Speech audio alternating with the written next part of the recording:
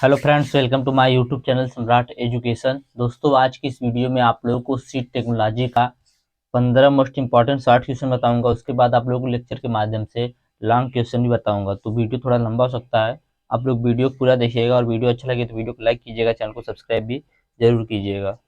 तो आज जो है CCS यूनिवर्सिटी का पेपर है, चौधरी चरण सिंह यूनिवर्सिटी का, तो खास करके उनके लिए यह वीडियो बनाया जा रहा है। तो हमारा जो पहला क्वेश्चन है वो है सीड। सीड क्या होता है? तो पौधे का कोई भी भाग जो प्रजनन के लिए उपयोग किया जाता है, सीड कहलाता है। पौधे का कोई भी भाग जो प्रजनन के लिए उपयोग किया जाता है, उसी को क्या कहते हैं? उसी को सीड कहते हैं। ठीक है, अब देखेंगे सीड टेक्नोलॉजी क्या होता है। तो कृषि विज्ञान की वह शाखा जिसमें उन्नत और उच्च गुणवत्ता वाले संपन्न बीजों के उत्पादन, संसाधन, भंडारण, परीक्षण व वितरण का अध्ययन किया जाता है, उसे सीड टेक्नोलॉजी कहते हैं। सीड टेक्नोलॉजी का मतलब क्या हो गया? जैसे मान लीजिए कि दोस्तों कोई बीज है, ठीक है, वो उच्च गुणवत्ता वाले कोई बीज है, उसकी उच्च गुणवत्ता और संपन्न बीज के उत्पादन, संसाधन, जैसे कि कोई बीज हमको उत्पादन करना है तो उसके बारे में अध्ययन करेंगे, कैसे उसको उत्पादित करेंगे, उसका संसाधन क्या रहेगा, कैसे उसको भंडारण करेंगे, उसका परीक्षण कैसे करेंगे, उसका वितरण कैसे करेंगे। तो इन सभी बातों का जब हम लोग अध्ययन करते हैं तो उसी को सीड टेक्नोलॉजी कहा जाता है।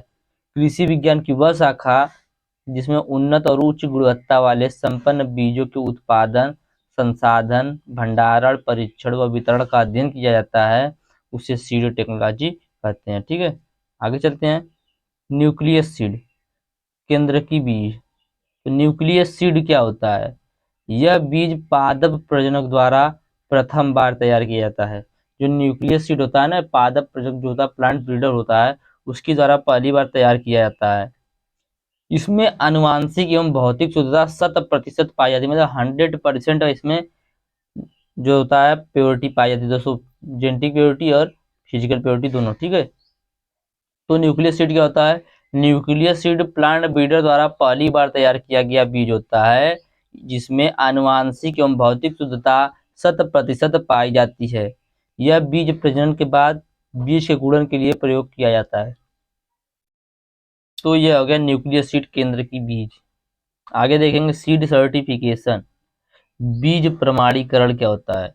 तो बीज प्रमाणीकरण का ध्येय जनता को फसलों की उन्नत किस्मों को उच्च गुणवत्ता का बीज तथा प्रवर्धन पदार्थ प्रदान करना है। बीज प्रमाणीकरण का ध्येय जो है, उद्देश्य जो है, वह जनता को फसलों की उन्नत किस्मों का उच्च गुणवत्ता का बीज तथा प्रवर्धन पदार्थ प्रदान करना है, जिसके उगाने एवं वितरण में पूर्ण आनुवांशिक सर्वसम्यता रखी गई।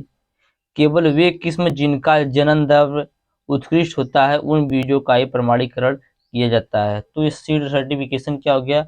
बीज प्रमाणीकरण का उद्देश्य क्या है? जनता को फसलों की उन्नत किस्मों का उच्च गुणवत्ता का बीज तथा प्रवर्धन पदार्थ प्रदान करना है, जिसके उगाने एवं वितरण में पूर्ण आनुवांशिक सर्वसम्यता रखी गई। केवल वे किस्म जिनका जनन द्रव्य उत्कृष्ट होता है, उन बीजों को ही प्रमाणीकरण किया गया। तो यही हो गया सीड सर्टिफिकेशन। आगे चलते हैं। फिजिकल प्योरिटी ऑफ सीड, भौतिक शुद्धता। बीज की भौतिक शुद्धता क्या होती है?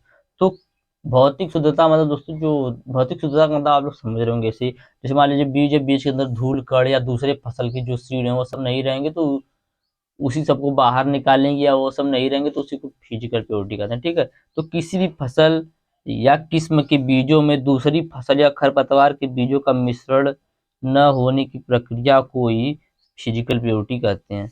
आगे देखेंगे आइसोलेशन डिस्टेंस, पृथक्करण दूरी। तो किसी फसल की एक किस्म से दूसरे किस्म की दूरी को ही आइसोलेशन डिस्टेंस कहते हैं।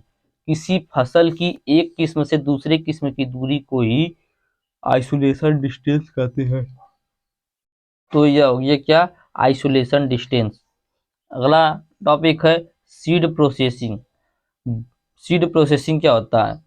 तो बीज हार्वेस्टिंग से बीज बोने तक बीज की गुणवत्ता को अनुरक्षित रखने वाली प्रक्रियाओं को सीड प्रोसेसिंग कहते हैं। जैसे मान लीजिए आपकी गेहूं की फसल है, ठीक है, गेहूं की फसल की आपने कटाई कर ली। इस कटाई के बाद आपका जो गेहूं का बीज है उसको क्या करेंगे? उसको बीज को खेत में बोने तक उस बीज की गुणवत्ता को क्या करेंगे? सुरक्षित रखेंगे। ठीक है, तो यही सुरक्षित रखने की प्रक्रिया को सीड प्रोसेसिंग कहा जाता है। बीज हार्वेस्टिंग, या इसे हिंदी में संलवन कहते हैं। बीज हार्वेस्टिंग से बीज बोने तक बीज की गुणवत्ता को अनुरक्षित रखने की प्रक्रिया को ही सीड प्रोसेसिंग कहा जाता है। समझ गए होंगे, इस बीज, जैसे आपका गेहूं कट गया तो गेहूं जो इससे बीज प्राप्त हुआ उसको बुआई तक हम क्या करेंगे, सुरक्षित रखने की जो भी क्रिया करेंगे तो उसी को कहा जाता है सीड प्रोसेसिंग। आगे चलते हैं। हाइब्रिड विग्योर, संकर ओज भी इसे कहते हैं। जब दो भिन्न भिन्न जातियों का संकरण करने से अधिक ओजपूर्ण संकर उत्पन्न होती है तो उसे ही हाइब्रिड विग्योर या संकर ओज कहते हैं। दोस्तों इसे हेटेरोसिस की तरह ही होता है, लगभग थोड़ा सा सिर्फ अलग होता है, ठीक है। जब दो भिन्न भिन्न जातियों का संकरण करने से अधिक ओजपूर्ण संकर प्राप्त होता है तो उसी को हाइब्रिड विग्योर कहते हैं। अगला है दोस्तों डिटेरियोरेशन, अपक्षय। अपक्षय क्या होता है, तो बीज उत्पादन के दौरान फसल के किस्म की आनुवांशिक शुद्धता में हानि को ही डिटेरियोरेशन या अपक्षय कहते हैं। बीज के उत्पादन के समय क्या हो जाएगा, उसे किस्म में आनुवांशिक शुद्धता में कमी आ जाएगी, तो उसी को कहा जाता है डिटेरियोरेशन। अगला है मेल स्टेरिलिटी, नर बंध्यता। तो नर बंध्यता क्या होता है, जब किसी पुष्प के परागकण निर्जीव एवं निष्क्रिय तथा उसी पुष्प के मादा युग्मक सजीव एवं सक्रिय होते हैं तो इसी प्रक्रिया को मेल स्टेरिलिटी कहा जाता है। जब किसी पुष्प के परागकण निर्जीव एवं निष्क्रिय तथा उसी पुष्प के मादा युग्मक सजीव एवं सक्रिय होते हैं तो इसी प्रक्रिया को मेल स्टेरिलिटी या नरबंधता कहा जाता है। आगे देखेंगे सीड हेल्थ, बीज स्वास्थ्य क्या होता है। तो बीज स्वास्थ्य क्या होता है, बीज स्वास्थ्य बीजों पर रोग जन रोगकारी जीवों या कीटों की उपस्थिति या अनुपस्थिति का निर्धारण करना तथा क्षतिग्रस्त सीड की संख्या का आकलन करना कहलाता है तथा इनके कारणों को जानने की प्रक्रिया को सीड हेल्थ कहा जाता है। तो सीड हेल्थ क्या क्या, सीड हेल्थ बीजों पर रोगकारी जीवों या कीटों की उपस्थिति या अनुपस्थिति का निर्धारण करना तथा क्षतिग्रस्त सीड की संख्या का आकलन करना कहलाता है। इनके कारणों को जानना इस सीड हेल्थ कहलाता है। तो यह क्या हो गया, यह हो गया आपका सीड हेल्थ। आगे चलते हैं। इम्पोर्टेंस ऑफ सीड टेक्नोलॉजी, बीज प्रौद्योगिकी का क्या महत्व है। तो पहला इसका उद्देश्य दोस्तों हाइयर यील्ड, अधिक उपज। तो यदि हम इससे प्रमाणित बीज को लाएंगे तो दोस्तों क्या होगा, उससे हमें अधिक उपज प्राप्त होगा, ठीक है। लोअर कास्ट, तो जो हम प्रमाणित बीज लाएंगे तो क्या होगा, उसमें रोग कम लगेगा, पानी कम लगेगा, तो दोस्तों इससे हमारा पैसा भी थोड़ा कम लगेगा, ठीक है। मोर इनकम, तो जब हम प्रमाणित बीज लाएंगे seed product product sorry seed technology से हम लोग जब बीज की बुआई करेंगे या बीज को लाएंगे तो क्या होगा, क्यों बीज दोस्तों एकदम फ्रेश रहेगी, देखने में अच्छा लगेगा तो उसको अधिक इनकम भी मिलेगा, ठीक है। अगला है रियलिटी, मतलब दोस्तों विश्वसनीयता। जैसे दोस्तों सीड टेक्नोलॉजी के यूज से जो बीज होता है दोस्तों, उसपे क्या होता है, उसमें विश्वास होता है कि हाँ हम इस फसल को बोएंगे तो हमारी जो सीड है वह तैयार होगी, उससे हमें लाभ होगा। अगला करेक्ट इन्फॉर्मेशन, तो उसमें एक दोस्तों क्या दिया होता है, पत्रक दिया होता है, एक सूची दी होती है जिसमें क्या दिया होता है, उसका दोस्तों निर्देश दिया होता है कि कैसे आपको इसको यूज करना है, कितना पानी में यूज करना है, सॉरी इसकी फिजिकल प्योरिटी, जेनेटिक प्योरिटी, सब कुछ दिया रहता है उसी थैले पे, ठीक है। तो ये हो गया इंपॉर्टेंस ऑफ सीड क्वालिटी। अगला है रोगिंग। रैगिंग क्या होता है, तो बीज फसल से संबंधित किस्म के अतिरिक्त उगे अन्य किस्मों, फसलों, खरपतवारों व संबंधित किस्म के रोगग्रस्त पौधों को निकालने की क्रिया को रोगिंग कहते हैं। जैसे मान लीजिए आपका खेत है, ठीक है, गेहूं का खेत है। अब आपने पुराने इससे पहले आपने धान बोया था तो धान के कुछ बीज उसमें जाम गए, ठीक है। तो उन बीजों को आप, धान के जो पौधे उनको अलग निकाल देंगे गेहूं के बीज में से, तो दोस्तों उसी प्रक्रिया को ड्रिलिंग कहा जाता है, ठीक है। तो ये भी समझिए होंगे। आगे चलते हैं। एक क्वेश्चन पूछता है भारतीय बीज अधिनियम कब पारित हुआ था।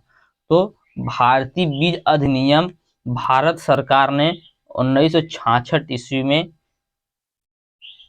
लागू किया था, लेकिन 1966 ईस्वी में क्या किया था, स्वीकृत किया था, लेकिन इसको लागू 1 अक्टूबर सन 1969 ईस्वी को किया गया, ठीक है।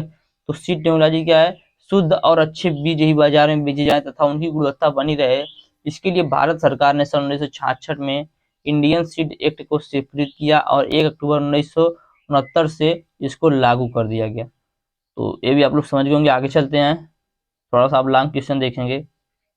एक क्वेश्चन बार बार एग्जाम पूछता है कि बीज की गुणवत्ता के ह्रास के कारण के लिखिए या बीज की गुणवत्ता खराब होने के विभिन्न कारणों का संक्षिप्त में वर्णन कीजिए। तो बीज की आनुवांशिक शुद्धता सबसे पहले हम लोग देखेंगे, इसमें बीज की आनुवांशिक शुद्धता बीज की गुणवत्ता को कैसे खराब करती है।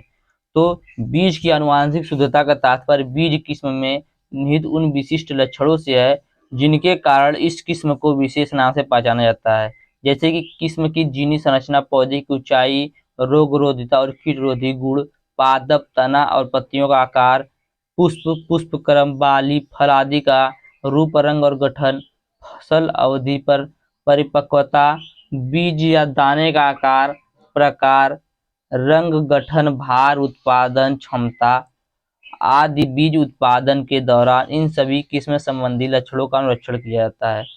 फिर भी यह उल्लेखनीय है कि यदि बीज उत्पादित ढेर अपने किस्म संबंधी लक्षणों के अनुरूप होता है तो उसे उच्च आनुवांशिक शुद्धता वाला बीज ढेर कहा जाता है, और यदि उक्त ढेर के अधिकांश बीज आनुवांशिक लक्षणों से मेल नहीं खाते तो बीज की आनुवांशिक शुद्धता को असंतोषजनक कहा जाता है। तो पहला दोस्तों यही था, क्या पहला था आनुवांशिक, पहला क्या था, एक मिनट, पहला था आनुवांशिक शुद्धता, बीज की आनुवांशिक शुद्धता। दूसरा है विकास के दौरान विभिन्नताएं। तीसरा है म्यूटेशन। और चौथा है अल्प आनुवांशिक परिवर्तन। पांचवा है पादप प्रजनन का तकनीक। और छठवां है अन्य वंशागत परिवर्तन। तो यही थी दोस्तों बीज की गुणवत्ता को खराब करने का कारण। एक होता है सीड क्वालिटी भी दोस्तों इसको प्रभावित करती है। तो उम्मीद करती है इसको भी समझ गए होंगे। लॉन्ग क्वेश्चन का वीडियो मैं अगले वीडियो में बना के दे दूंगा आप लोगों को, क्योंकि वीडियो थोड़ा लंबा हो जाएगा, तब तक आप इसको देख लीजिएगा। वीडियो अच्छा लगा तो वीडियो को लाइक कीजिएगा, चैनल को सब्सक्राइब कर लीजिएगा। धन्यवाद, जय हिंद।